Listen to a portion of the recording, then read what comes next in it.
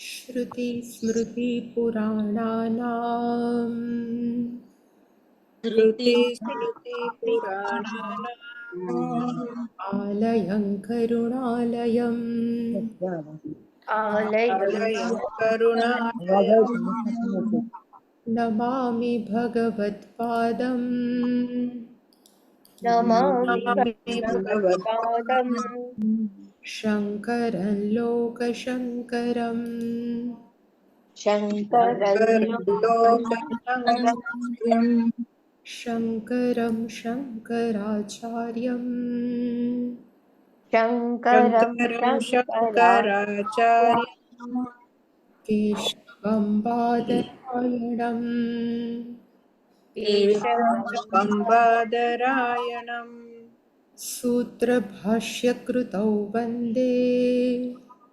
सूत्रभाष्यकृतौ वन्दे भगवन्तौ पुनः पुनः भगवन्तौ पुनः पुनः ईश्वरो गुरुरात्मेति ईश्वरो गुरुरात्मेति मूर्तिभेदविभागिने मूर्तिभेदविभागिने व्योमवद्व्याप्तदेहाय व्योमवद्व्याप्तदेहाय दक्षिणामूर्तये नमः दक्षिणामूर्तये नमः ऋकारस्त्वन्धकारो वै ऋकारस्त्वन्धकारो वै ऋकारस्तन्निवर्तकः ऋकारस्तन्निवर्तकः अन्धकारनिरोधित्वात् अन्धकारनिरोधित्वात् गुरुरित्यभिधीयते गुरुरित्यभिधीयते सदाशिवः समारम्भाम् सदाशिवसमारम्भाम् शङ्कराचार्यमध्यमाम् शङ्कराचार्यमध्यमाम् अस्मदाचार्यपर्यन्ताम् अस्मदाचार्यपर्यन्ताम् वन्दे गुरुपरम्पराम् वन्दे गुरुपरम्पराम् ॐ सहना भवतु ॐ सहना भवतु सहना सहनौ भुनक्तु सह वीर्यङ्करवावहै सह वीर्यं करवावहै तेजस्विनावधीतमस्तु मा विद्विषावहै तेजस्विनावधीतमस्तु मा विद्विषावहै ॐ शान्ति शान्ति शान्तिः ॐ शान्ति शान्ति शान्तिः ॐ आप्यायन्तु ममाङ्गानि वाक्प्राणश्चक्षुश्रोत्रमथो बलमिन्द्रियाणि च सर्वाणि ॐ आप्यायन्तु ममाङ्गानि वाक्प्राणचक्षुश्रोत्रमथो बलमिन्द्रियाणि च सर्वाणि सर्वं ब्रह्मोपनिषदम् सर्वं ब्रह्मोपनिषदम् माहं ब्रह्म निराकुर्याम् माहं ब्रह्म मा निराकुर्याम् ब्रह्म निराकरोत् मा ब्रह्म ब्रह्म निराकरोत् निराकुर्याम् अनिराकरणमस्त्वनिराकरणं मे अस्तु अनिराकरणमस्तु अनिराकरणं मे अस्तु तदात्मनि निरतेय उपनिषत्सु धर्मास्ते मयि सन्तु ते मयि सन्तु तदात्मनि निरते य निरतेय उपनिषत्सु उपनिषत्सु धर्मास्ते धर्मास्ते मयि मयि सन्तु सन्तु ते ते मयि मयि सन्तु सन्तु।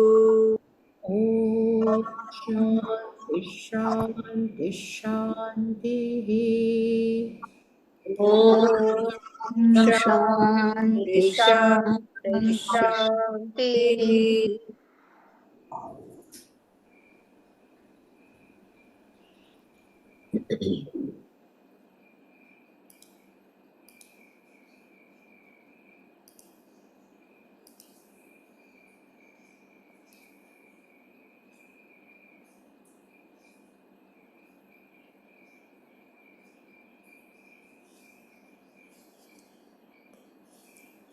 अधीः भगवः इतिह उपससाद सनत्कुमारं नारदः तं ह उवाच यद्वित्थ तेन मा उपसीद ततः ते ऊर्ध्वं वक्ष्यामि इति सः उवाच ऋग्वेदं भगवः अध्येमि यजुर्वेदं सामवेदम् आथर्वणं चतुर्थम् इतिहासपुराणं पञ्चमं वेदानां वेदं पितृं राशिं दैवं निधिं वाको वाक्यम् एकायनं देवविद्यां ब्रह्मविद्यां भूतविद्यां क्षत्रविद्यां नक्षत्रविद्यां सर्पदेवजनविद्याम् एतद्भगवः अध्येमि सः अहं भगवः मन्त्रवित् एव अस्मि न आत्मवित् श्रुतं हि एव मे भगवदृषेभ्यः तरति शोकम् आत्मवित् इति सोऽहं भगवः शोचामि तं मा भगवान् शोकस्य पारं तारयतु इति तं ह उवाच यद्वै किञ्च एतत् अध्यगिष्ठा नाम एव तत्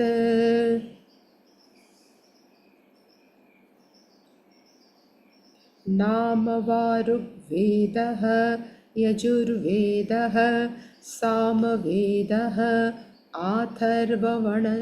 आथर्वणः चतुर्थ इतिहासपुराणः पञ्चमः वेदानां वेद पितृराशिः देवः निधि वाको वाक्यम् एकायनं देवविद्या ब्रह्मविद्या भूतविद्या क्षत्रविद्या नक्षत्रविद्या सर्पदेवजनविद्या नाम एव एतत् नाम उपास्व इति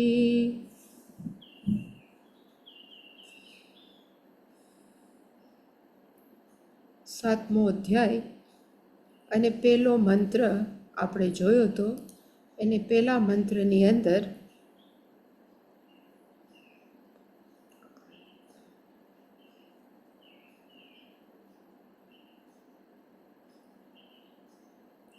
નારદજી છે એ સનતકુમાર ઋષિઓ પાસે જાય છે અને ત્યાં જઈ એના પહેલો મંત્ર છે એમાં કીધું અધિહિ ભગવઃ.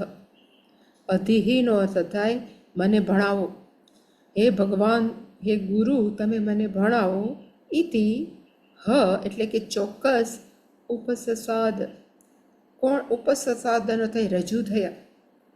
કોણ? તો કે નારદઃ સનત કુમાર, એટલે કે મુખ્ય વાક્ય છે નારદઃ સનત કુમારમ ઉપસસાદ.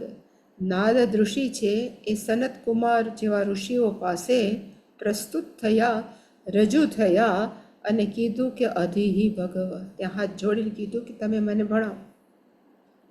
અને પેલા કોઈ પણ સનત કુમાર ભણાવવાનું ચાલુ કરે એ પેલા સનત કુમારે કીધું યત વેત્થ, યત વેત્થ, તમે જે જાણો છો તેના વડે માં ઉપસીદ, એનો અર્થ તમે જે જાણો છો એ પહેલાં તમે બધું મને કહો કે તમને શું શું આવડે છે. તતઃ પછી, તે ઉર્ધ્વમ, ઉર્ધ્વમનો અર્થ થાય પછી, તમે એકવાર મને કહી દો કે તમે શું શું જાણો છો.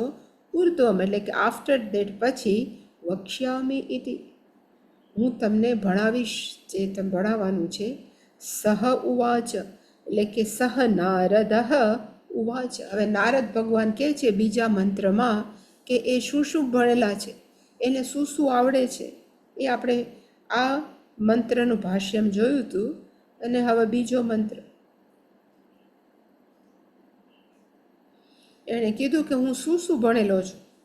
એટલે કે ભગવઃ ઋગ્વેદમ અધ્યેમી, એટલે કે હે ભગવાન, આ પહેલું આવવું જોઈએ. હે ભગવાન સનત કુમાર, હું ઋગ્વેદને ભણ્યો છું, યજુર્વેદમ, યજુર્વેદને ભણ્યો છું, સામવેદમ, સામવેદને ભણ્યો છું, આથર્વણમ એટલે કે ચારે ચાર, આથર્વણમ ચતુર્થમ એ ચોથો છે, વેદ છે એને ભણ્યો છું. આ ઉપરાંત ઇતિહાસ, ઇતિહાસની અંદર બે આવે, એક મહાભારત અને બીજું છે રામાયણ. એટલે કીધું કે રામાયણ ને મહાભારત એ ઇતિહાસમાં, પુરાણમ 18 પુરાણ, પંચમમ એને બધાને કહેવાય છે પાંચમો વેદ. આ બધું ભેગા થઈ પાંચમો વેદ. વેદાનામ વેદ એને કહેવાય વ્યાકરણમ, મને બધું જ વ્યાકરણ જેટલું છે સંસ્કૃતનું બધું આવડે છે. પિતૃરાશિનો અર્થ થાય પિતૃઓ માટે જે ક્રિયા કરવી પડે, શ્રાદ્ધ વખતે જે પણ આપણે ક્રિયા કરવી પડે એ પિતૃવિધિ બધી મને આવડે છે. દૈવમ વિદ્ધિ એનું એમાં લખ્યું છે ઉત્પાત જ્ઞાનમ, પણ ખરેખર દૈવ વિદ્ધિનો અર્થ થાય, આપણે ઘણીવાર એમ કહીએ ને કે આ શુકન સારા છે, આ શુકન સારા નથી, આપણે જે કહીએ છીએ એને કહેવાય દૈવ જ્ઞાન. એવું કહેવાય કે આપણે જ્યારે કાંઈ સારું કામ કરવા જતા હોય, કુંવારિકા મળે તો બહુ સારું, શુકન છે. એ રીતે અપશુકન કોકા મળે, બિલાડી આડી ઉતરે, એવું બધું જે છે એને કહેવાય દૈવ જ્ઞાન. નિધિમ, નિધિમનો અર્થ થાય નીચે ખજાનો ક્યાં દટાયેલો છે, નિધિશાસ્ત્ર છે. કારણ કે કેટલું બધું અંદર દટાયેલું છે આપણને ખબર નથી, પણ એ બધું જ જે આવડતું હોય એને કહેવાય નિધિશાસ્ત્ર. પછીનું છે વાક્યો વાક્યમ, આ જે વાકો વાક્યમ છે એને કહેવાય તર્કશાસ્ત્ર. તર્કશાસ્ત્ર મને આવડે છે. એકાયનમ, એકાયનમનો અર્થ થાય નીતિશાસ્ત્ર, શું યોગ્ય છે શું અયોગ્ય છે એ નીતિશાસ્ત્ર મને આવડે છે. દેવ વિદ્યામ, દેવ વિદ્યામનો અર્થ અહીંયા લખ્યો છે નિરુક્તમ. નિરુક્તમનો અર્થ થાય એટલે ગુજરાતીમાં તો મને ખબર નથી, પણ આપણે ઘણીવાર એમ કહીએ ને કે સપોઝ વેદ નામ છે તો વેદની અંદર કયું ક્રિયાપદ છે તો કે વિદ, અને પછી ઘંજ નામનો એક પ્રયોગ એટલે કૃદંત છે, એનાથી શું થયું તો કે વેદ. એને કહેવાય નિરુક્તમ. ઇંગ્લિશમાં કહેવાય ઇટીમોલોજી. ઇટીમોલોજીને જેને ગુજરાતી આવડતું હોય, પણ એને કહેવાય ને કે એક શબ્દ કેવી રીતે બન્યો, એમાં કયું ક્રિયાપદ વાપર્યું, કયો પ્રત્યય વાપરવામાં આવ્યો, એ બધાને કહેવાય નિરુક્તમ. તો કે એ મને બધું જ આવડે છે. દેવ વિદ્યામ, પછી છે બ્રહ્મ વિદ્યામ. બ્રહ્મ વિદ્યામનો અર્થ થાય, તમને જો યાદ હોય તો મુંડકમાં ભણ્યા હતા કે બે વિદ્યા છે, પરવિદ્યા અપર વિદ્યા. અપર વિદ્યાની અંદર 4 વેદ, શિક્ષા, કલ્પ, નિરુક્તમ, છંદમ એ બધું આવતું. એટલે કે બ્રહ્મ વિદ્યાની અંદર શિક્ષા, શિક્ષાનો અર્થ આપણે જે ચેન્ટિંગ કરીએ છીએ એને કહેવાય શિક્ષા શાસ્ત્ર. ક્યાં અવાજ ઊંચો જાઓ, ક્યાં અવાજ નીચો જાઓ, ઉદાત અનુદાત એ બધું છે એને કહેવાય શિક્ષા. કલ્પનો અર્થ થાય ક્યાં યજ્ઞ કેવી રીતે કરવા એની બધી ડિટેલ. પછી રાજસૂય, અશ્વમેઘ, મોટા મોટા યજ્ઞ બધાની ડિટેલ. છંદ, આપણે જે બધા છંદ છે એમાં કેટલા અક્ષરો છે, કેવી રીતે એને ગાવું જોઈએ એને કહેવાય છંદશાસ્ત્ર. એ બધાનો સરવાળો એને કહેવાય બ્રહ્મ વિદ્યા. પછીનો શબ્દ છે ભૂત વિદ્યા. ભૂત વિદ્યાનો અર્થ થાય પંચભૂત. માણસો ઘણીવાર આપણે કહીએ ને કઈ જગ્યાએ ધરતીકંપ આવશે, કઈ જગ્યાએ વાયુ છે તો વાવાઝોડું આવી શકે, એ બધાનું જ્ઞાન એને કહેવાય ભૂત વિદ્યા. પછીનો શબ્દ છે ક્ષત્ર વિદ્યા. ક્ષત્રનો અર્થ થાય ધનુર્વિદ્યા. ધનુર્વિદ્યા કેવી રીતે એરોઝ એટલે કેવી રીતે બાણ ફેંકવા એમાં જે નિપુણ એને ધનુર્વિદ્યા. નક્ષત્ર વિદ્યા. જ્યોતિષમ, આપણા મનમાં જ્યોતિષનો અર્થ થાય કુંડળી, ખરેખર જ્યોતિષનો અર્થ થાય કે કયા નક્ષત્રો કયા સ્થાને છે અને કયા સ્થાને હોય તો એને પુણ્યકાળ કહેવાય. અને પુણ્યકાળ આપણે ઘણીવાર કહીએ ને કે આ કાળની અંદર સારું કર્મ કરવું જોઈએ, આ કામની. એટલે જ્યોતિષનો અર્થ થાય આકાશમાં રહેલા બધા ગ્રહો જે ચમકતા હોય એટલે કહેવાય જ્યોતિષ, જ્યોતિહી.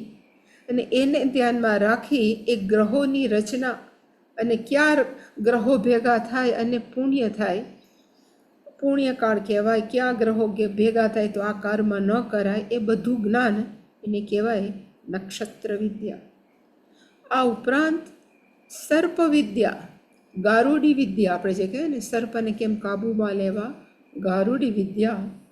પછી છે દેવ વિદ્યા. દેવ વિદ્યાનો અર્થ થાય દેવ અને જન. એટલે નૃત્ય વિદ્યા અને ગીત છે ને એ બધા દેવમાં આવ્યા, પણ જનની અંદર એવું કહેશે કે શિલ્પકર્મ કેવી રીતે આપણે કંડારવું એની પણ એક વિદ્યા છે. એ બધી જ વિદ્યામ એતદ ભગવઃ અધ્યેમી. ઇવન આ જે દેવ વિદ્યા છે ને એમાં એવું લખ્યું છે કે સુગંધી દ્રવ્ય કેવી રીતે તૈયાર કરવા, દેવતાઓમાંથી સુગંધ આવતી હોય આપણે એમ કે અત્તર, તો એ બધી જ વિદ્યાઓ એ બધી જ મને આવડે છે. એટલે કે બીજા મંત્રમાં નારદજીએ કીધું કે આ બધું જ મને આવડે છે, આટલું ભણેલા છે ખાલી, છતાં ત્રીજા મંત્રમાં કહેશે આમ શૌચામી, હું અત્યંત દુઃખી છું. અને શંકરાચાર્ય જે આ બધાનું લિસ્ટ આપ્યું શું શું ભણેલા છે તો એમાં એણે કીધું એવું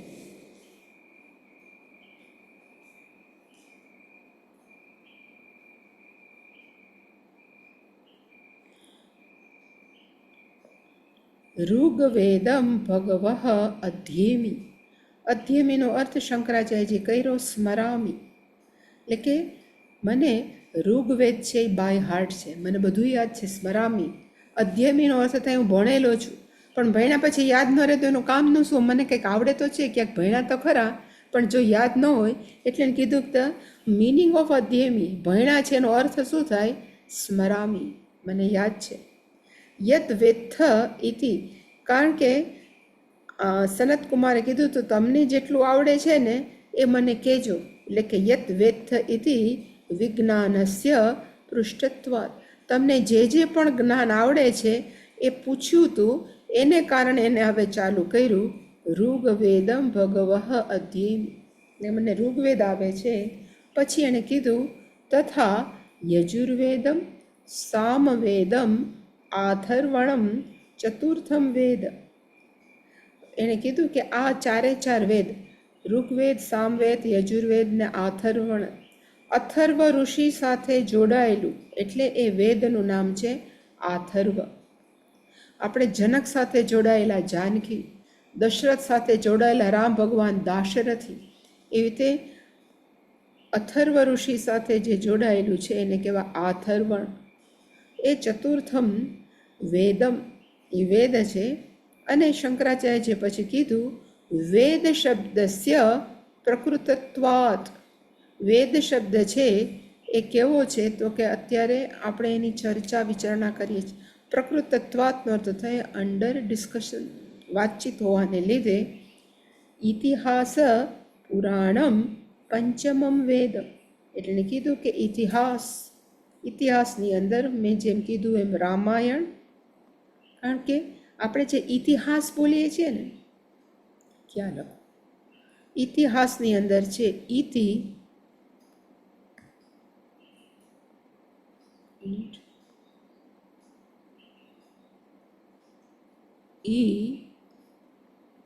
ઇતિહાસ જે આપણે બોલીએ છીએ એની અંદર ટોટલ 3 શબ્દ છે. પહેલો છે ઇતિ, પછીનો શબ્દ છે હ, અને પછી છે આસ. ઇતિનો અર્થ થાય આવી રીતે, આપણે કહીએ ને આવી રીતે ઇતિ. હ નો અર્થ થાય ખરેખર, અને આસ એટલે બની ગયેલું. જે ખરેખર આવી રીતે બની ગયેલું એને કહેવાય ઇતિહાસ. એમાંથી ઇતિહાસ શબ્દ બન્યો છે, એટલે કે ઇતિહાસ. એટલે કે આવું કયું ભૂતકાળમાં બન્યું હતું? તો એક રામચરિત્ર એટલે કે રામાયણ, અને બીજું કયું છે તો કે આ મહાભારત. એ બંનેને શું કહેવાય તો કે ઇતિહાસ, મહાભારત. અને 18 પુરાણ, આ બધા એને શું કહેવાય છે? ટોટલ પંચમ વેદમ. એ બધા ભેગા થઈને 5મો વેદ. મહાભારત, રામાયણ, 18 પુરાણ એ જાણે કે શું છે તો કે વેદાનામ ભારત પંચમાનામ વેદમ. એટલે કે એ શું છે તો કે 5મા વેદ. અને હવે આમાં એક લખ્યું છે, જો યાદ હોય તો, પછી વેદાનામ વેદમ. એટલે શંકરાચાર્યજી કીધું કે વેદાનામ વેદ એટલે શું? તો અહીંયા છે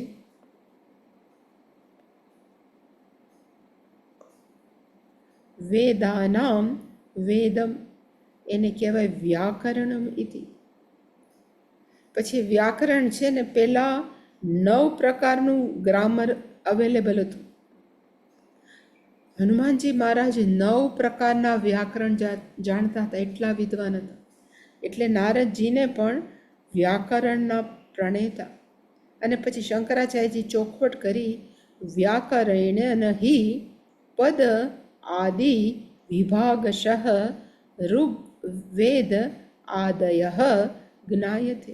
વ્યાકરણ વડે જ માણસો કે વ્યાકરણ ભણવાની શું જરૂર, પણ એને કીધું કે વ્યાકરણ વડે જ પદ આદિ વિભાગ, શબ્દોના વિભાગ, શબ્દોનું વિભાગીકરણ છે. અને કોનું તો કે ઋગ્વેદનું આપણને જ્ઞાન થાય છે.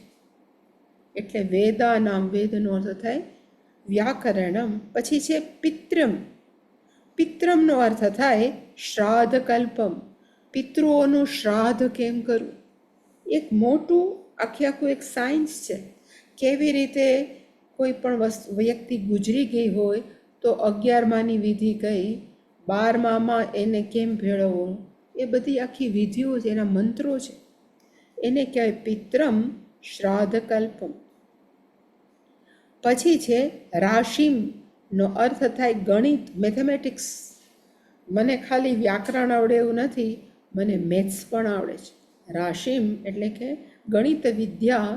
દૈવમ, દૈવમનો અર્થ અહીંયા લખ્યો છે ઉત્પાત જ્ઞાનમ. ઉત્પાત જ્ઞાનમનો જે મેં અર્થ કર્યો તો કે ઉત્પાતનો અર્થ થાય કઈ જગ્યાએ કેવી પ્રકારનો ભૂકંપ આવશે, એને કહેવાય ઉત્પાત. જોઈ લો, ઉત્પાતનો અર્થ થાય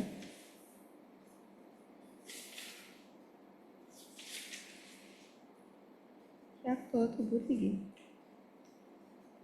વાક્યમ તર્કશાસ્ત્રમ નિધિમ પિત્રમ.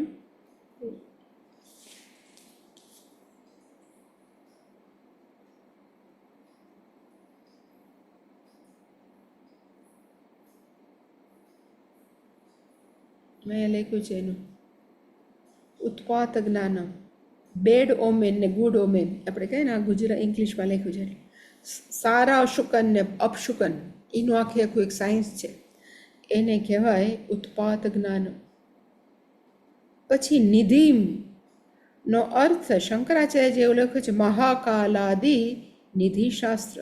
ખરેખર નિધિનો અર્થ થાય ખજાનો. પૃથ્વી છે ને એ ખરેખર ખજાનો છે. પૃથ્વીની અંદર અત્યંત પ્રેશિયસ કિંમતી વસ્તુઓ છે. એ કઈ જગ્યાએ છે, કેવી રીતે કાઢવી, એ બધાનું એક સાયન્સ છે, એને કહેવાય નિધિમ. શંકરાચાર્ય જેવું લખ્યું કે મહાકાલાદિ સમય કયો, અહીંયા મહાકાળ એટલે ઉજ્જૈનવાળા મહાકાળને પણ કયો સમય, એટલે આપણે મહાકાળ આવે એટલે તરત એ જ દેખાય ઉજ્જૈનના ભગવાન. એટલે કયા સમય એને કાઢવો, કયો ખજાનો, એનાથી કંઈ તકલીફ ન થાય, એ આખું એક સાયન્સ છે, એને કહેવાય નિધિશાસ્ત્ર. પછી છે વાકો વાક્યમ, એનો અર્થ થાય તર્કશાસ્ત્ર. તર્કશાસ્ત્રમ આપણને ખબર ન પડે એવું કેટલુંય ગોટાળાવાળું રજૂ કરવામાં આવે, એને કહેવાય તર્કશાસ્ત્રમ. એકાયનમ નો અર્થ થાય નીતિશાસ્ત્ર. આપણને ખબર છે કે યાજ્ઞવલ્ક ઋષિએ, પછી મનુસ્મૃતિ, આ બધા નીતિશાસ્ત્ર છે. કેવી રીતે, ક્યાં, કેવી રીતે આપણે કોઈને એપ્રોચ કરવો હોય તો શું બોલવું, શું ન કરવું. પછીનું છે દેવ વિદ્યા, એટલે કીધું દેવ વિદ્યાનો અર્થ થાય નિરુક્તમ. નિરુક્તમનો અર્થ મેં જે કીધું ઇટિમોલોજી, એક એક શબ્દ કેમ બન્યો છે એની ડિટેલ. ધારો કે મેં કીધું હતું કે સંન્યાસી શબ્દ કેમ બન્યો સંન્યાસઃ, તો કે સંન્યાસની અંદર ટોટલ કેટલા શબ્દ છે, તો કે સંન્યાસની અંદર ટોટલ સમ, ની અને આસ. આસનો અર્થ થાય છોડવું, નીનો અર્થ થાય ચોક્કસ, અને સમનો અર્થ થાય સમજપૂર્વક. એ ત્રણેયનો સરવાળો આવી રીતે જે સંન્યાસ, આ બધાને કહેવાય ઇટિમોલોજી. ગુજરાતી જો તમને કોઈને આવડતું હોય તો મને કહેજો ઇટિમોલોજી. એટલે નિરુક્તમ, એને કહેવાય નિરુક્તમ, સંસ્કૃતમાં કહેવાય નિરુક્તમ. પછી હતું બ્રહ્મ વિદ્યા, એટલે શંકરાચાર્યએ લખ્યું કે બ્રહ્મ વિદ્યાનો અર્થ થાય બ્રહ્મણ. બ્રહ્મણ એટલે અહીંયા કહ્યું તો કે ઋગ્વેદ, યજુર્વેદ અને સામ આખ્યસ્ય વિદ્યા, એમાં કેટલી બધી વિદ્યાઓ લખી છે. એ બધી વિદ્યાને શું કહેવાય, તો કે બ્રહ્મ વિદ્યા. ઇવન ઉપાસનાઓ પણ છે, અત્યંત અઘરી ઉપાસનાઓ છે. અને પ્લસ બ્રહ્મ વિદ્યા એટલે શિક્ષા, જે મેં કીધું કે ચેન્ટિંગ, સહનાવવતુ, ના ઉપર જાઓ એને કહેવાય શિક્ષા. પછી આપણે બોલે સહનો ભુનક્તુ સહ વીર્યમ કરવાવ તેજસ્વીના વધિતમસ્તુ વિદ્વિષાવહૈ, એ જે બધું ઉપર નીચે જે કરીએ એને કહેવાય શિક્ષા. કલ્પ, યજ્ઞો, છંદ, સપોઝ અનુષ્ટુપ છે તો એની અંદર કેટલા અક્ષર છે, તો આપણે કહીએ 32. ગાયત્રીની અંદર કેટલા છે, તો આપણે કહીએ 24. એવી રીતે પંક્તિ છે, ત્રિષ્ટુભ છે, એ બધા ચિતય, એ બધા ભેગા કરી અને એને કહેવાય બ્રહ્મ વિદ્યા. પછીનો શબ્દ હતો ભૂત વિદ્યા.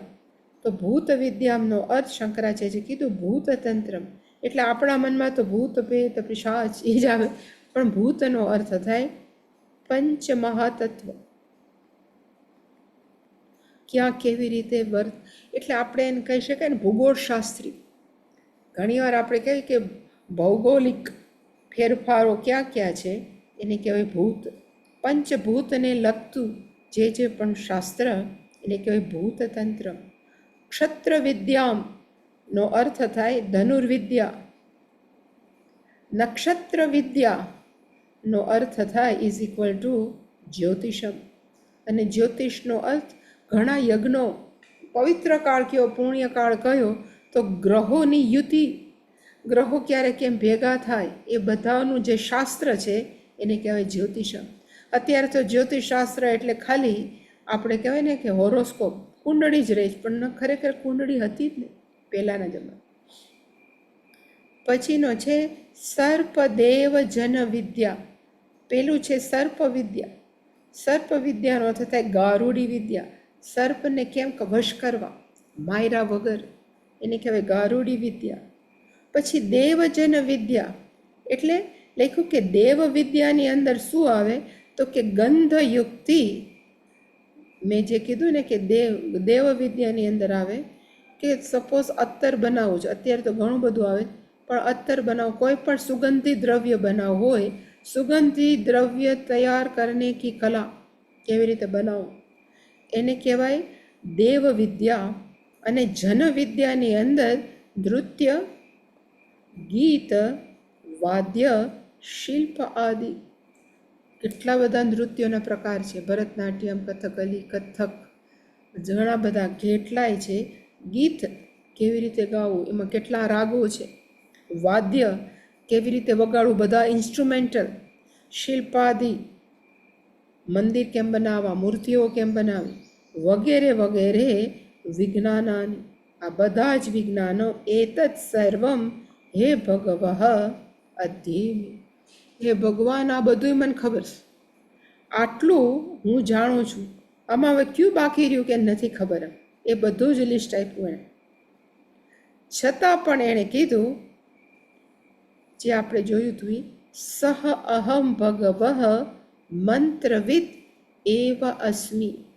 સહ એટલે કે તે, એ હું, હે ભગવાન સનત કુમાર, મંત્રવિદ, હું મંત્રને જાણવા વાળો છું. એક શબ્દ છે મંત્ર, મંત્રમ વેત્તિ. જો હું આજે લખું છું એને કહેવાય ઇટિમોલોજી. વેત્તિનો અર્થ થાય જાણવાવાળા. કોને તો કે મંત્રને. અહમ સો અહમ ભગવઃ મંત્રવિદ એવ અસ્મિ ન આત્મવિદ. હું આત્માને જાણવા વાળો નથી. આત્માનો અર્થ હું કોણ છું એને જાણવા વાળો નથી. હું માત્ર મંત્રોની અંદર સ્કોલર છું, હું પંડિત છું, પણ હું કોણ છું એ જાણવાનો નથી. અને અહીંથી એને કીધું શ્રુતમ, મેં સાંભળ્યું છે. શ્રુતમ હિ એવ, અને કોની પાસેથી સાંભળ્યું છે? શ્રુતમ હિ મેં, એટલે કે મને સાંભળવામાં આવ્યું છે. ભગવત દૃશેભ્ય, ભગવત દૃશેભ્યનો અર્થ થાય આપ જેવા મહાનુભાવો પાસેથી. દૃશેભ્ય એટલે તમારા જેવા, ભગવત એટલે કે ભગવાન સદૃશ, તમારા જેવા, ભગવાન જેવા કે મહાનુભાવો પાસેથી. શ્રુતમેવ, આઈ હેવ હર્ડ, મેં સાંભળ્યું છે. અને શું સાંભળ્યું છે? જે ફેમસ આ વાક્ય છે 7મા અધ્યાયનું, તરતિ શોકમ આત્મવિદ. આત્મવિદ શોકમ તરતિ, આત્માને જાણવા વાળો શોક એટલે કે દુઃખને તરી જાય છે. મંત્રને જાણવા વાળો દુઃખને તરતો નથી, પણ આત્માને, અને આત્માનો અર્થ થાય હું કોણ છું એ જાણવા વાળો શોકને તરી જાય છે. અને તમે અહીં આ બધી વાત શું કામ કરો છો? એટલે એને સ્પષ્ટતા કરી કે સહ અહમ ભગવઃ શોચામિ, અને તે હું, હે ભગવાન એટલે કે હે સનત કુમાર, હું બહુ દુઃખી છું. શોચામી એટલે કે હું બહુ દુઃખી છું. અને પછી બીજું વાક્ય, તમ મા ભગવાન શોકસ્ય પારમ તારયતુ ઇતિ. આ નારદજી જ બોલે છે. હે ભગવાન એટલે કે હે સનત કુમારો, તમ એટલે કે તમ મને, શોકસ્ય પારમ, માં એટલે કે મને, તારયતુ તમે મહેરબાની કરીને આ શોકમાંથી તારો. કારણ કે અને આના ઉપરથી એક વસ્તુ કઈ સાબિત થાય તો કે માણસ પંડિત હોઈ શકે, માણસ અત્યંત પૈસાવાળો, સુખી સંપન્ન હોઈ શકે, છતાં એનો અર્થ એવો નથી કે માણસ દુઃખી ન હોઈ શકે. અત્યંત પૈસા હોવા છતાં પણ માણસ દુઃખી હોય, અત્યંત જાત જાતનામાં સ્કોલર હોવા છતાં પણ માણસ છે એ કેવો હોય? દુઃખી હોય. અને દુઃખી થવાનો આપણે શું કામ દુઃખી છીએ? તો કે આપણે ન આત્મવિદ, આપણે હું કોણ છું એ જાણવાવાળા નથી. અને જે નથી એ જાણીને દુઃખી થઈએ છીએ, અને જે છીએ એ જાણવાની આપણને ક્યારે પરવા નથી. એટલા માટે એણે કીધું કે મહેરબાની કરી શોકમ તારયતુ, મને મહેરબાની કરીને મારા દુઃખમાંથી પાર કરો. એવું જ કાંઈક વાક્ય જો તમને યાદ હોય તો આપણા અર્જુન બોલ્યા હતા. એણે કીધું કે મારા મનની અંદર એટલું દુઃખ છે. બીજા અધ્યાયની અંદર એણે પહેલાં કીધું કાર્પણ્ય દોષો પહત સ્વભાવ પૃચ્છામિ ત્વામ ધર્મ સમૂઢ ચેતાહ, અને શિષ્યસ્તેહમ સાધિમામ ત્વામ પ્રપન્નમ, એ કીધા પછી એના પછીનો જે શ્લોક છે એમાં કીધું કે મારી અંદર એટલું બધું દુઃખ છે જેનાથી મારો શોક એટલો છે કે મારી ઇન્દ્રિયોનું એ શોષણ કરે છે, અને એ એટલો બધો શોક છે કે મને પૃથ્વીનો રાજા બનાવવા આવે કે ઇવન મને ઇન્દ્ર બનાવવામાં આવે, છતાં મને એવું નથી લાગતું કે મારો શોક દૂર થાય. એટલે કે મહેરબાની કરી અને તમે મારા શોકને દૂર કરો. એક જ મિનિટ, 1 મિનિટ.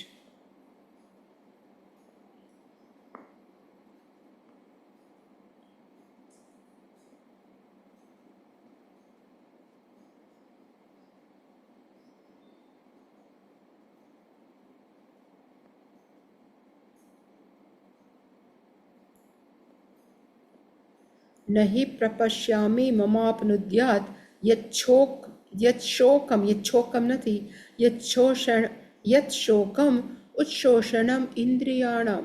આ શોક છે એ મારી ઇન્દ્રિયોનું શું કરે તો કે શોષણ કરી નાખે છે. અવાપ્ય ભૂમો અસપત્ન વૃદ્ધમ, મને અત્યંત શ્રેષ્ઠ ભૂમાનું એટલે કે આખું ધરતીનું રાજ્યમાં મને રાજા બનાવવામાં આવે.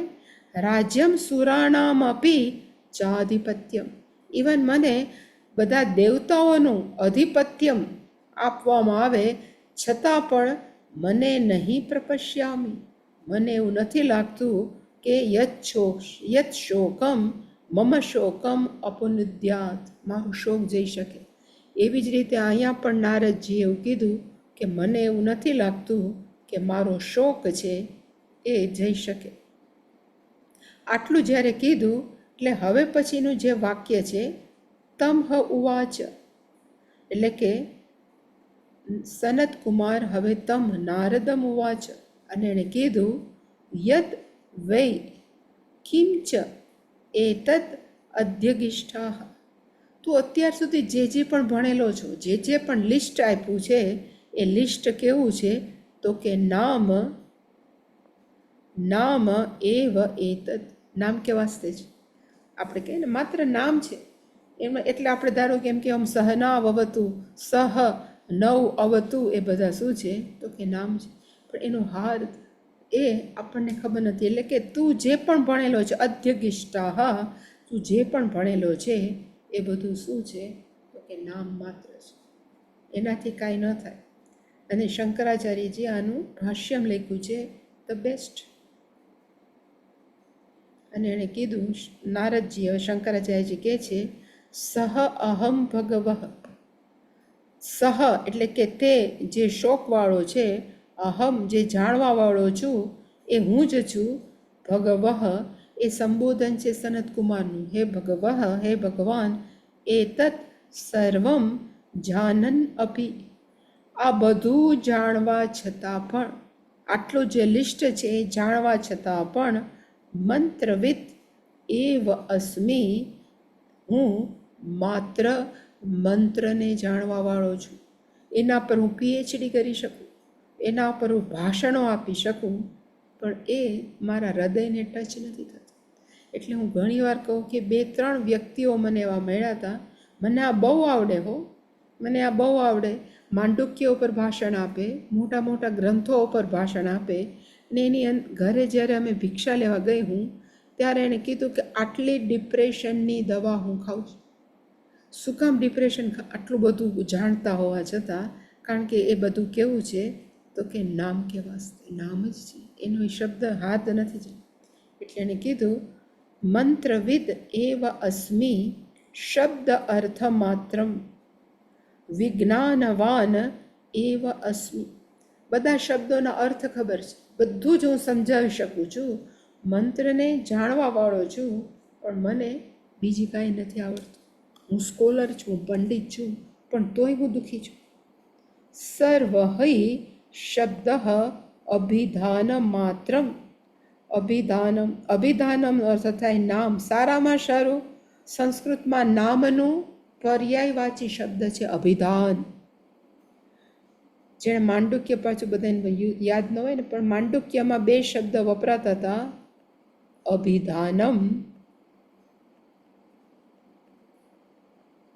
અભિધેયમ.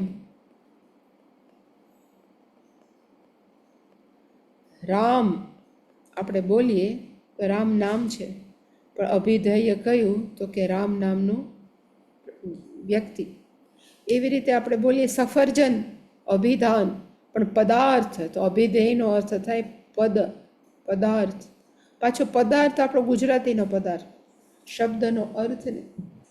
જેવું આપણે શબ્દ બોલીએ સફરજન, એટલે આપણા મનમાં કઈ વસ્તુ દેખાય, એનો એ પદાર્થ, એટલે કે એવી રીતે, એટલે કે અભિધાનમ, એટલે કે સર્વ હિ શબ્દ અભિધાન માત્ર, નામ માત્ર જ છે બધા જ શબ્દ.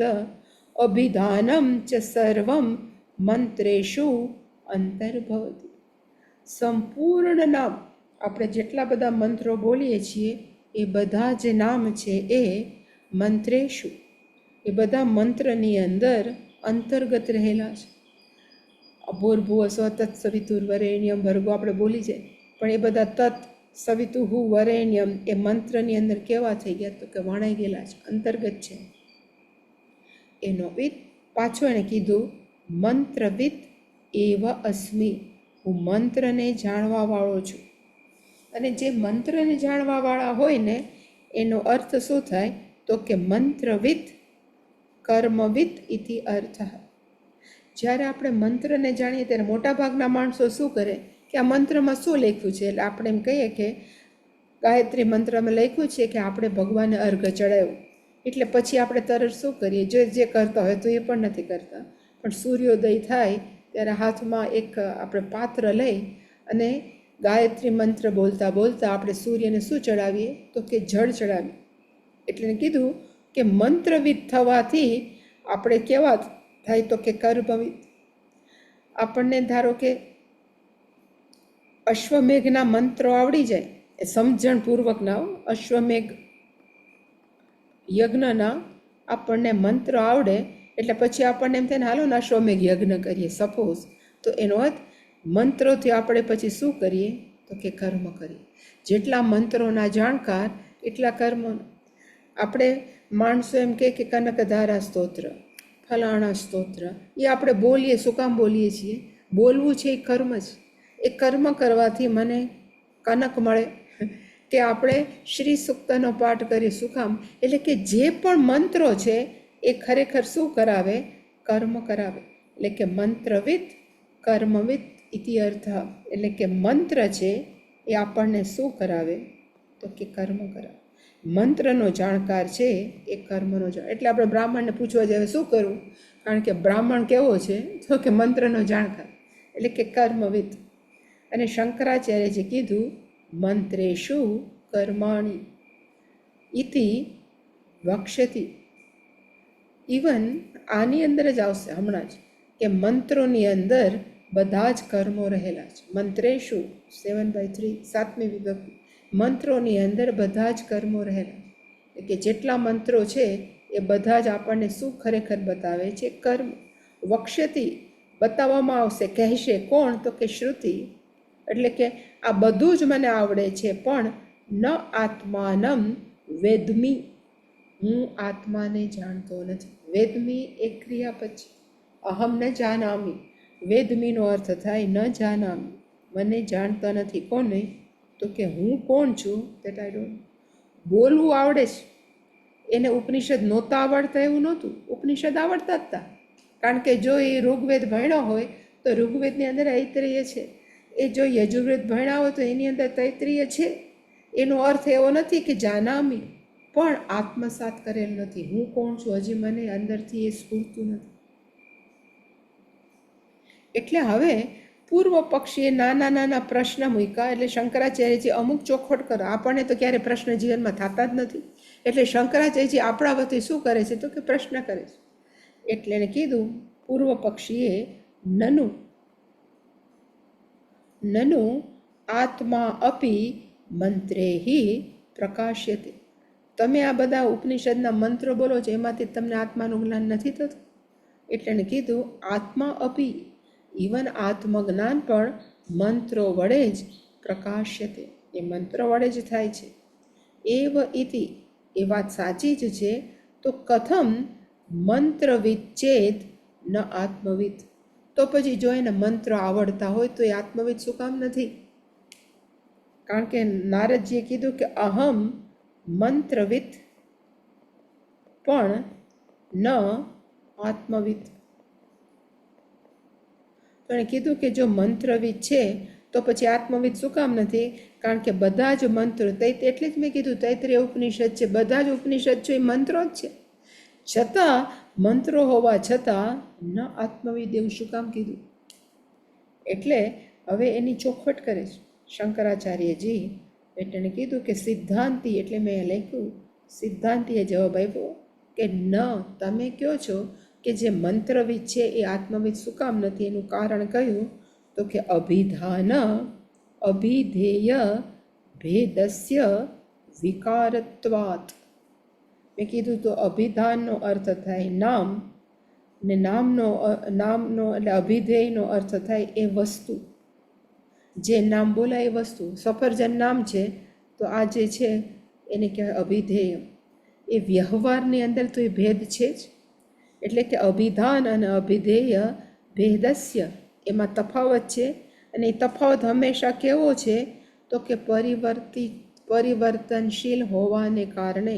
વિકારનો અર્થ પરિવર્તનશીલ.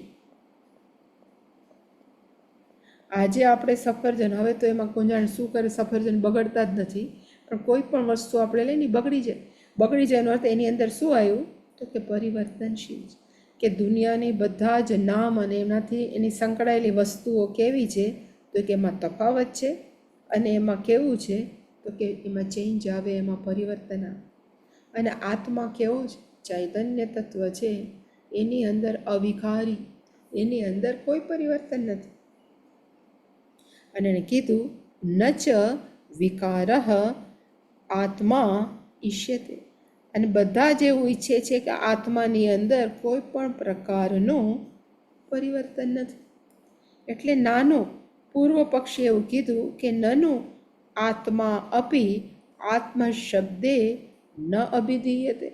એટલે પહેલાં એ કીધું કે તમે એમ કહો કે આત્મા, ત્યારે તમે કહી ત્યારે આત્મા શબ્દનું જ એમાં આપણે એનું આપણે કહેવાય ને કે એની ઉપર જ આપણે સંબોધન કરતા હોય. જ્યારે આપણે આત્મા બોલીએ,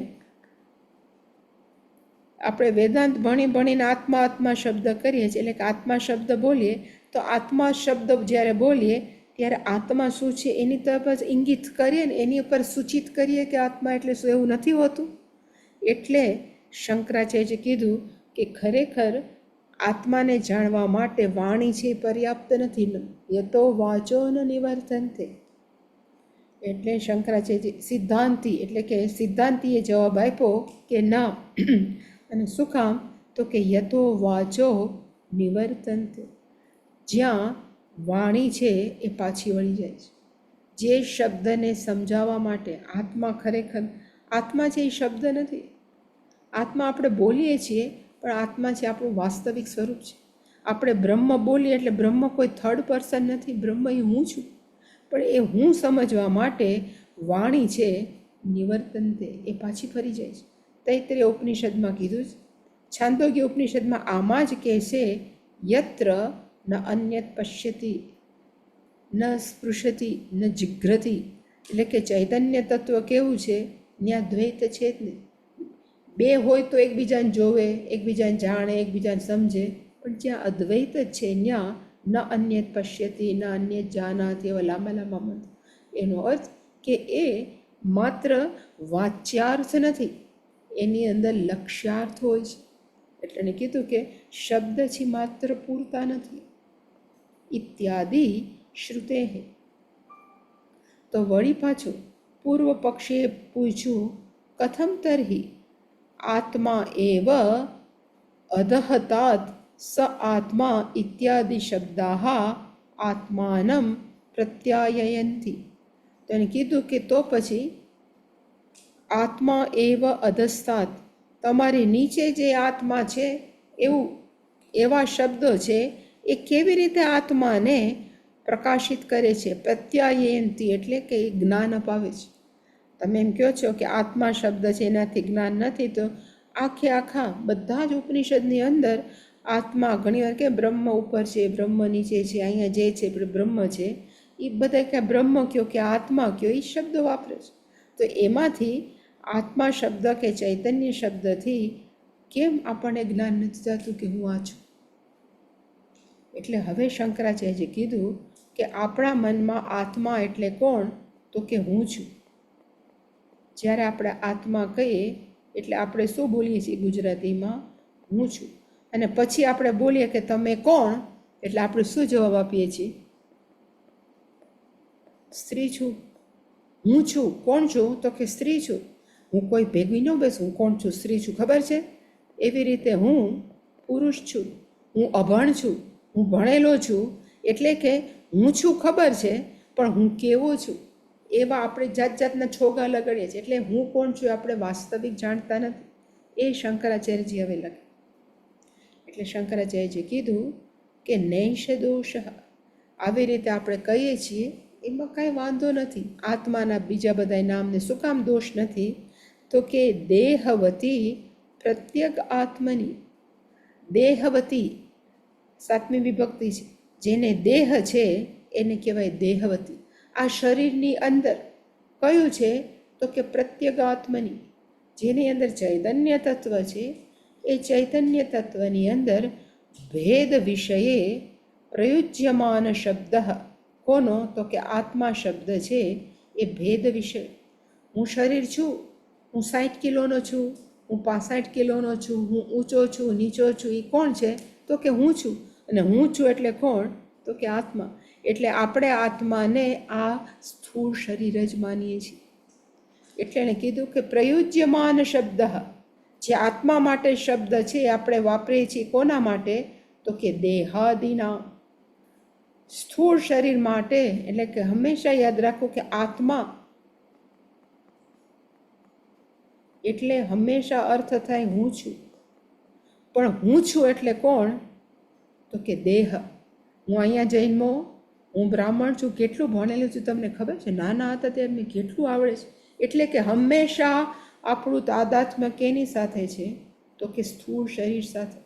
સ્થૂળ શરીરના સગા જ એ જે કેમ એમ જ મારે કરવું જોઈએ. એની સાથે હું જોડાયેલો છું કે જોડાયેલી છું. એના વગર હું ઘરની બહાર પણ ન નીકળું. કારણ કે હું કોણ છું? તો કે દેહ છું. એટલું આપણને સ્થૂળ શરીર સાથે આસક્તિ છે. એટલે કે દેહાદિનામ આત્મતત્વે, આપણે આ સ્થૂળ શરીરને જ આત્મા કહીએ છીએ. ભલે આપણે બુદ્ધિની દ્રષ્ટિએ આપણે સ્માર્ટ થઈ ગયા છે, પણ મનથી જ્યારે વ્યવહાર કરવો હોય ત્યારે આત્માનો અર્થ હું છું. પણ હું કોણ? મારાથી ન અવાયો. મને તો બધું બહુ જ ગમે, પણ હું જોને હું કેટલો ફસાયેલો છું ખબર છે? પણ કોણ ફસાયેલું છે? હું હંમેશા કહું કે આપણને બહુ હસવું આવે ઊંટની જ્યારે વાર્તા કરીએ ત્યારે, કે ઊંટ બાંધ્યું ને ઊંટને છોડ્યું. એવી જ રીતે આપણે જ આપણા મનથી જ બંધાયેલા છે. આપણને કોઈ બાંધી ન શકે, પણ આપણે જ બંધાયેલા છે કે મને આમ કરવું પડે. હો, તમને ખબર નથી કેટલી બધી અમારે મર્યાદિતતા છે, કેટલું છે. એટલે આત્મત્વે આપણે કોને માનીએ છીએ? તો કે હું શરીર સ્થૂળ અને સ્થૂળ શરીરના સગા, એનું નામ જ આખો વ્યવહાર. અને પ્રત્યાખ્યિતે પ્રત્યાખ્યાયમાને, જ્યારે આવી રીતે જ ભણાવવામાં આવે છે, આવી રીતે જ માનવામાં આવે, પછી એને ભણાવવામાં આવે કે તું જ જો હું છું. એટલે એ જ પાછું કે જો તું હું છું એમ કહેતો હો તો હું છું એ તને ઊંઘમાં યાદ આવે છે? તો કે નથી આવતું. સ્વપ્નમાં તમે હું છું, એ હું છું છે એ જાગ્રત અવસ્થાના હું છું કરતાં જુદું છું? તો કે હા, એ જુદું છે. એટલે સ્વપ્નની અંદર પણ સૂક્ષ્મ શરીર છે, સ્થૂળ એટલે જાગ્રત અવસ્થાની અંદર સ્થૂળ ને સૂક્ષ્મ શરીર છે. પણ આપણે ઊંઘી જઈએ છીએ ત્યારે સ્થૂળ ને સૂક્ષ્મ શરીર છે? તો કે ના. તો બાકી શું રહે છે? તો કે યત પરિશિષ્ટમ. એમાં જ્યારે બાકી રહે છે એ સત વાચ્યમ અપી, એ છે એ જ માત્ર સત્તત્વ છે, એ જ હું છું. એ બોલવું ને સાંભળવું બહુ ગમે, પણ જીભ કે વાસ્તે આપણે હું સત્તત્વ છું, જે બાકી રહે, હું સ્થૂળ નથી, સૂક્ષ્મ નથી, એ બધું જે બાકી રહે સત સત તત્વ. સત એટલે જે છઠ્ઠા અધ્યાયનું સદૈવ સૌમ્ય, એ સત્તત્વ ચૈતન્ય તત્વ છું. પ્રત્યાયતિ એટલે કે માણસો આત્મા માટે જાત જાતના ખ્યાલો ધરાવે છે. હું છું જ બોલે, પણ હું કોણ છું? તો કે સ્ત્રી પુરુષ, જાડો ઊંચો નીચો, ધોળો ગોરો, વૃદ્ધ જુવાન, એ જ બધું હું છું માટે વાપરે છે. પછી જેમ જેમ સમજાવવા જાય એમ પછી શું થાય? તો કે પરિશિષ્ટમ બાકી રહે એ ખરેખર તું છો. એ આપણે એક તર્કથી ભણાવીએ છીએ, એક લોજિકથી ભણાવીએ છીએ, એ પણ એક સમજણના બુદ્ધિના સ્તરે છે, પણ ક્યારે આત્મસાત નથી. એટલે જ માણસ એમ કેમ નથી થતું? એનું કારણ એક જ છે કે બુદ્ધિના સ્તરે બધું જ વી અન્ડરસ્ટુડ, પણ જ્યારે વ્યવહાર આવે ત્યારે કેવું થાય? તો કે કાંઈ સમજાતું નથી, ત્યારે બધું ભૂલાઈ જાય. મારે તો એ કરવું તો પડે ને, એ મારા ઘરના છે, મારા દીકરા છે, આ છે, આ મારે કરવું જ જોઈએ. ત્યારે હું છું કેવો થઈ જાય? તો કે સ્થૂળ શરીર. અને પછી શંકરાચાર્યજી એક ઉદાહરણ આપે છે. એ ઉદાહરણ છે એ આપણે આવતીકાલે જોઈશું. કોઈ પ્રશ્ન? Any question?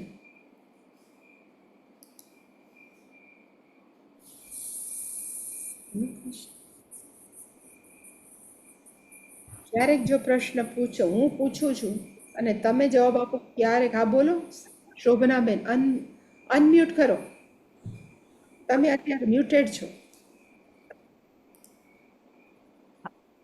હરિઓમ. હા હરિઓમ હરિઓમ. અવાજ આવ્યો? હા આવ્યો. હા, એટલે અત્યારે આપણને એવું લાગે કે એકદમ બધું સમજાઈ ગયું, આ શ્લોક ના બધું શું કહેવા માંગે છે એમ. પછી થોડીક વાર પછી પાછું બધું જે સમજાણું હોય ને એ બધું મગજમાં જતું રહે. પછી તમે કીધું એવું જ થાય છે કે ના, મારે આ તો કરવું જ પડે. સંસારમાં પડ્યા છે, ઘર લઈને બેઠા છે, સમજાવવા છતાંય કરવું પડે છે. થોડી વારમાં પાછું બધું ભૂલાઈ જાય કે આપણે એક જ સમજીએ કે આપણે આ ગ્રંથ આપણને શું કહેવા માંગે છે. તમે સરસ સમજાવ્યું ત્યારે બહુ મજા આવે કે સાચી વાત છે, બધું છોડી દેવું જોઈએ, પણ છતાંય કરવું પડે છે એવું થાય. એટલે મગજ અડવમાં પડી જાય. એટલે હું એમ હંમેશા કહું કે છોડી દેવાનો અર્થ મનથી છોડી દેવાની જરૂર, ઘર છોડવાની જરૂર નથી. પણ જ્યારે આપણને તકલીફ થતી હોય, જ્યારે પણ થતું હોય ત્યારે મનથી છોડવાની જરૂર. પણ માણસો આટલું સાંભળવા છતાં ઇવન મનથી પણ નથી છોડી શકતા. પ્રોબ્લેમ છે કે બુદ્ધિ હા, અમારું દુઃખ દૂર થાય એટલે મનથી આપણે ફ્રેશ રહી શકીએ. હા, મનથી રહી શકીએ. હા, આપણને કઈ ચોટતું નથી, ભલે જે થવું હોય. જે થઈ ગયું એ થઈ ગયું. તો આપણને કોઈ આપણને સરખા બોલાવ્યા ન બોલાવ્યા તો આપણે મનથી બહુ નહીં લગાડવાનું. મારે તો કરવું જ પડે એનો અર્થ જ્યારે માણસો એમ બોલે કે ભાઈ આ વ્યવહાર છે, કરવો જ પડે છે, અને પડે છે, નથી ગમતું છતાં પણ એનો અર્થ હજી આપણે જે જાણીએ છીએ, સમજીએ છીએ, એ આપણા વ્યવહારમાં નથી. પડે છે એનો અર્થ કે હજી તકલીફ છે. આનંદથી કરું છું તો વાંધો નથી, ભાઈ મારે કરવું છે, જે મને મજા આવે છે. માણસો મને એપ્રિશિએટ કરે કે ના એપ્રિશિએટ કરે is a different thing, but I am enjoying my work. જો હું કરું છું તો મને તો અંદરથી આપણે ખુશ છે, પણ માણસો અંદરથી ખુશ નથી. એને પડે જ છે, મને આ કરવું પડે છે, મારે આમ જોઈએ ને તો હું ન કરી નાખું, મને તો આમ. એનો અર્થ કે આપણે મનથી હજી બહુ બધા સાથે બંધાયેલા, એ છોડવાની જરૂર છે. અમુક જગ્યાએ આપણે જઈએ ને આપણને સામેવાળાને કઈ જરૂર જ નથી હોતી, છતાંય આપણી હાજરીની જરૂર હોય છે. એટલે અપમાન સહન કરીને આપણે ડ્યુટી બજાવીને વયા આવવાનું. હા હા એવું. હા, પણ ડ્યુટી બજાવીને આવે ત્યારે મનમાં દુઃખી ન થવું જોઈએ. જો મારું અપમાન કર્યું એવું ન થવું જોઈએ. હા, એ મનમાં નહીં લગાડવાનું. હા, બસ એ નહીં. બહુ મજા આવે. ઓમ પૂર્ણમદ પૂર્ણમિદં પૂર્ણાત પૂર્ણમુદચ્યતે પૂર્ણસ્ય પૂર્ણમાદાય પૂર્ણમેવાવશિષ્યતે. ઓમ શાંતિ શાંતિ શાંતિ. હરિ ઓમ. શ્રી ગુરુભ્યો નમઃ. હરિ ઓમ. હરિ ઓમ.